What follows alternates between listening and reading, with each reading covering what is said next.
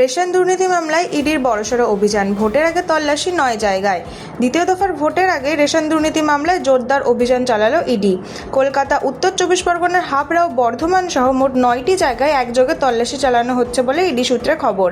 জানা গিয়েছে ২০২০ সালের অক্টোবরে বসিরহাট থানায় দায়ের হওয়া একটি মামলার সূত্র ধরেই এই অভিযান। এই মামলায় ৬ বছর আগে ৩ জনকে গ্রেফতার করাও হয়েছিল। অভিযোগ, এফসিআই সরকারি গম কালোবাজারি করে বাংলাদেশে পাচার করা হচ্ছিল। ঘোজাডাঙ্গা কাস্টমসের ডেপুটি কমিশনারের অভিযোগের ভিত্তিতেই প্রথমে মামলা দায়ের হয়, পরে তদন্ত ভার নেয় ইডি। আজকের অভিযান হাবড়ার একাধিক চাল ব্যবসায়ীর বাড়ি ও প্রতিষ্ঠানে। কেন্দ্রীয় বাহিনীকে সঙ্গে নিয়ে জয়গাছি নেতাজি রোডের ব্যবসায়ী সমীর চন্দ্রের বাড়িতে পৌঁছান ইডি আধিকারিকরা। সমীর চন্দ্র হাবড়ার চালপট্টিতে চালের ব্যবসার সাথে যুক্ত বলে জানা গেছে এবং তদন্তে তার নাম উঠে এসেছে। এছাড়াও হাবড়ার শ্রীনগর মেন রোডে ব্যবসায়ী সাগর সাহার বাড়িতে চলেছে তল্লাশি। পাশাপাশি আরেক ব্যবসায়ী রাজীব সাহার প্রতিষ্ঠানেও ইডি হানা দিয়েছে। ভোটের মুখে এই অভিযান ঘিরে রাজনৈতিক মহলে ইতিমধ্যেই চাঞ্চল্য ছড়িয়েছে। তদন্ত চলার কারণে এখনও পর্যন্ত ইডির তরফে আনুষ্ঠানিকভাবে বিস্তারিত কিছু জানানো হয়নি।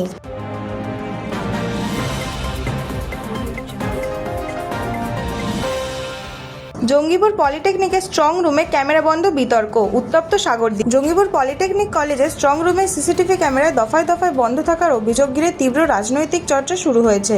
খবর পেয়ে ভোর রাতে ঘটনাস্থলে পৌঁছান সাগরদিঘি বিধানসভার তৃণমূল প্রার্থী বায়রন বিশ্বাস। তিনি অভিযোগ করেন, স্ট্রং রুমের ভিতরও ক্যামেরায় বন্ধ ছিল এবং দীর্ঘ সময় আলো নিভিয়ে রাখা হয়েছিল। বায়রন বিশ্বাসের দাবি, তাকে হারানোর জন্য পরিকল্পিত চক্রান্ত চলছে। স্ট্রং রুমের দায়িত্বে থাকা আধিকারিকদের ভূমিকা নিয়েও ক্ষোভ প্রকাশ করেন তিনি। ঘটনাকে কেন্দ্র করে এলাকায় উত্তেজনা ছড়ায়। অন্যদিকে বিজেপির রাজ্য সম্পাদক শাখারভ সরকার এই অভিযোগকে পরাজয়ের আর্তনাদ বলে কটাক্ষ করেছেন। তার দাবি, ভোটে হারের আশঙ্কা থেকে এই ধরনের অভিযোগ তোলা হচ্ছে। এদিকে গোটা ঘটনায় এখনো পর্যন্ত নির্বাচন কমিশনের পক্ষ থেকে কোনো প্রতিক্রিয়া পাওয়া যায়নি।